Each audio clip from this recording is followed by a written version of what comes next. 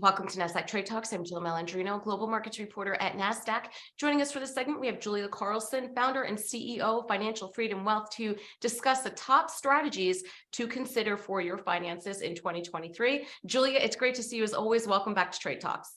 Yes. Hello, Jill. Thanks for having me. You got it. And the obvious question is, Julia, where do you start as we're going into this market for 2023? Sure. Well, I would say first, start with where you're at. 2022 was a hard year for a lot of us with our money and our investments. And so take a fresh perspective and really take inventory for where your finances are at. Like, don't avoid them anymore. We got to look at it. And you know what? You also make a great point too. You say that for every goal, you need to know the why and the how. I mean, everyone's goal obviously is to have retirement income or make money in the market, but to really understand why you're doing and how to do it is really key. Absolutely. A lot of times we know what we want. I want to save money for retirement. I want to have an estate plan, all of those.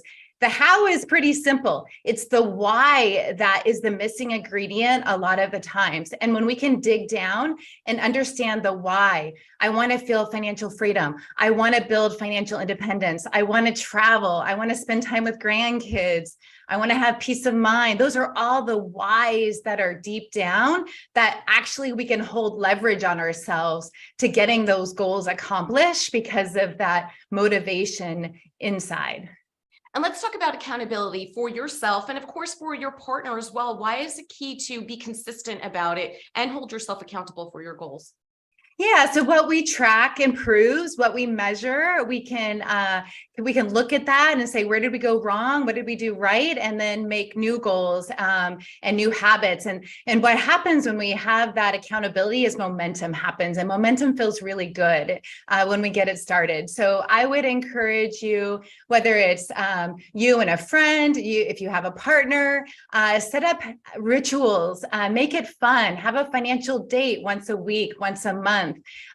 Track your net worth together, gamify it a little bit, and actually create some accountability and making those resolutions and goals stick throughout the whole year.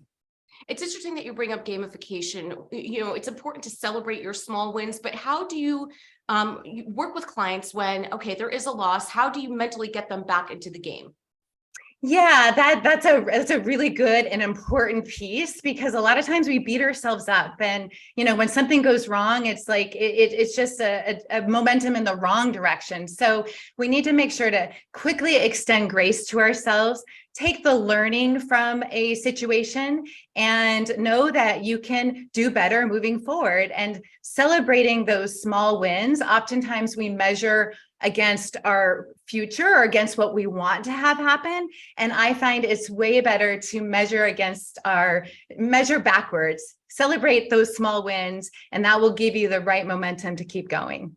It's interesting, Julie, when we have strategists and financial planners such as yourself on the show, one of the challenges they have is 2022 is really the first time either clients have experienced a market that just doesn't go from the bottom to the top right of the chart, or they have to recondition themselves to become more accustomed to a normal market. You just can't put your money in stocks because there's no other alternative. So how are you managing your process with clients who have to re-educate themselves on the market or dealing with volatility for the first time?